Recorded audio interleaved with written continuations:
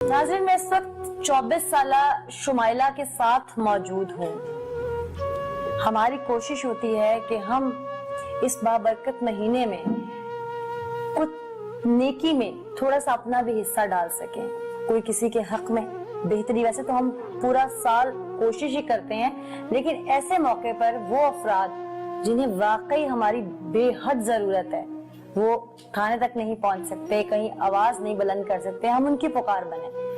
तो जब मुझे शुमाइला के बारे में पता चला तो यकीन करें कि दिल खून के आंसू रोया कि एक औरत इतनी भी बेबस हो सकती है। शुमाइला की उम्र इस वक्त सिर्फ 24 साल है। शुमाइला की शादी हुई, वहां इसके साथ जो जुल्म के पहाड़ तोड़े गए, और उसके बाद शुमाइला जिस हालत में है, यह हमारी उन तमाम बेटियों के लिए लम्हा फिक्रिया है जो अपने घर में जुल्म सहती हैं और जुबान से सी तक की आवाज नहीं निकालती। शुमाइला के साथ क्या हुआ उसी की जुबान से जानते हैं और पूरी कोशिश करेंगे कि शुमाइला को इंसाफ दिला सकें। शुमाइला, आपकी उम्र इस वक्त 24 साल है। जब आपकी शादी हुई उस वक्त कितनी उम्र थी आपकी? 19 साल थी। 19 साल उम्र थी। जी। आपने कितना पढ़ा है? मैट्रिक की। मैट्रिक किया है। कितनी बहनें हैं आपकी? बहनें तो माशाल्लाह हम ज्यादा हैं। कितनी हैं? 8। 8 बहनें हैं। हाँ जी। आप कितने नंबर पे हैं?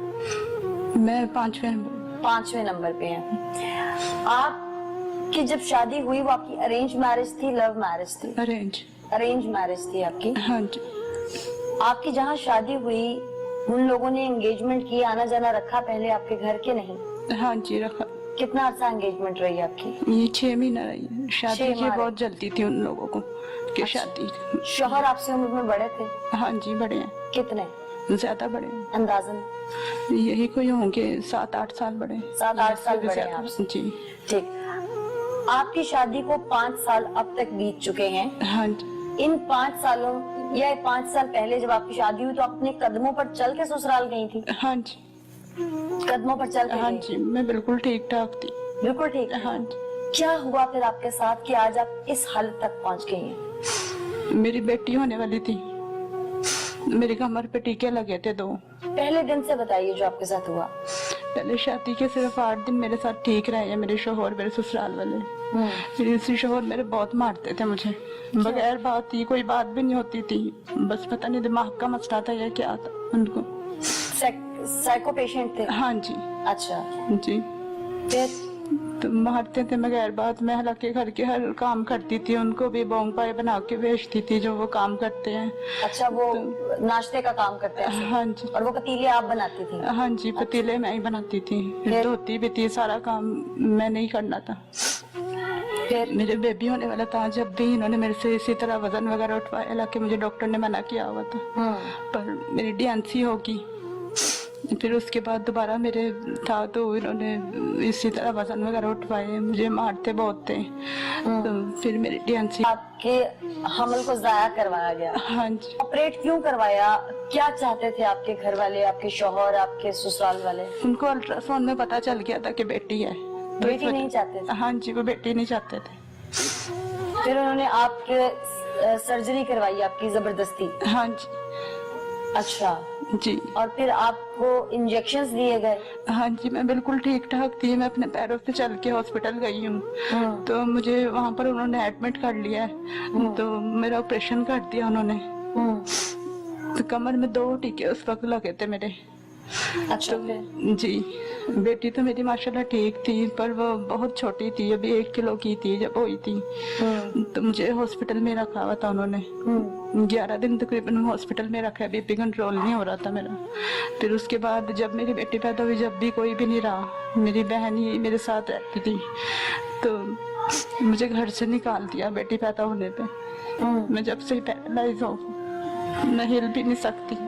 आप 2 साल से ऐसे ही पेट के बल लेटी हुई हैं? हाँ जी। यानी आप सीधा नहीं लेट सकती? उसकी वजह क्या है? कमर पे टीके लगे थे, उसकी वजह से नीचे का हिस्सा खत्म हो गया।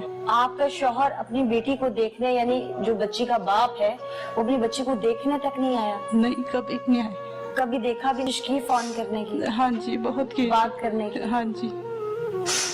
ससुराल में कौन कौन है आपके? सास ससुर नंदे देवर उनके घर में भी बेटियां हैं, नंदे हैं आपकी, आपने पूछा नहीं कि मुझ पे ये जुल्म क्यों?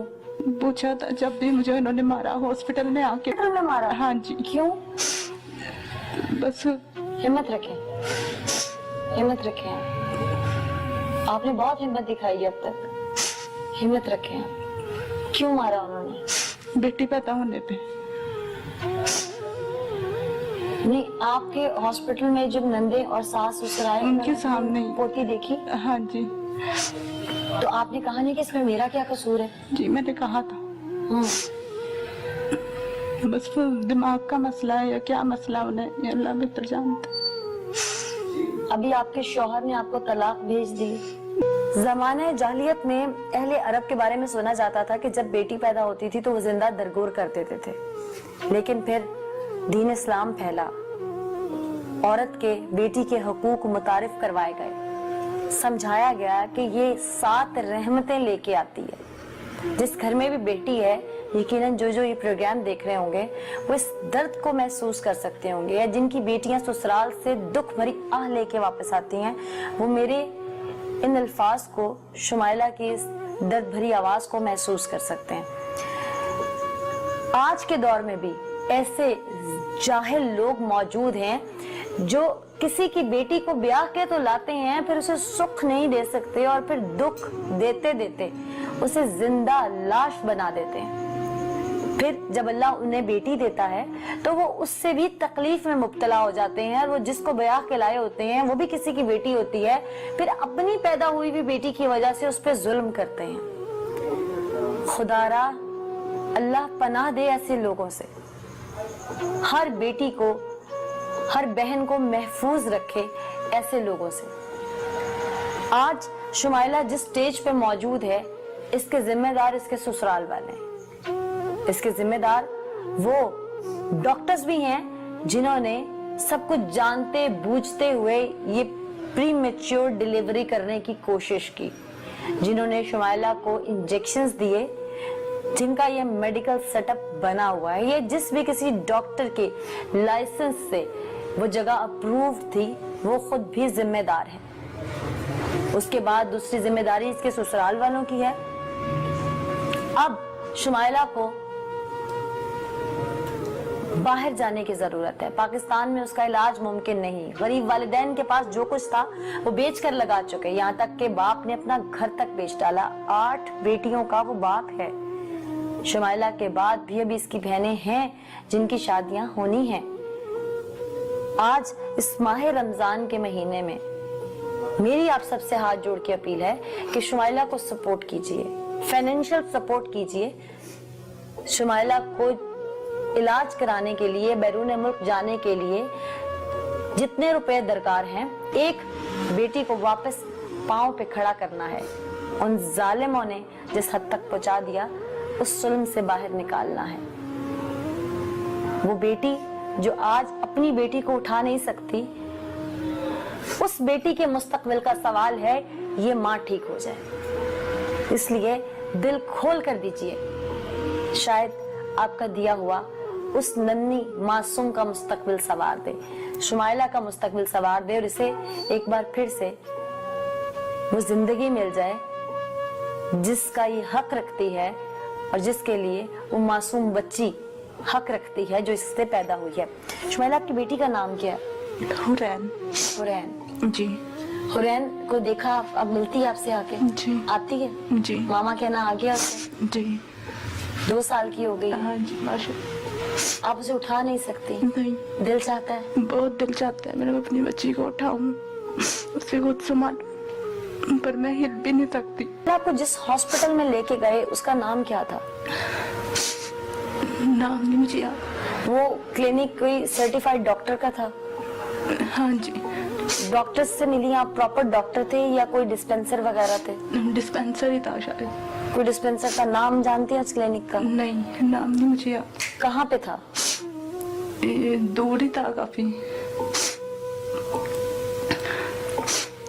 घर से उनके काफी दूर था।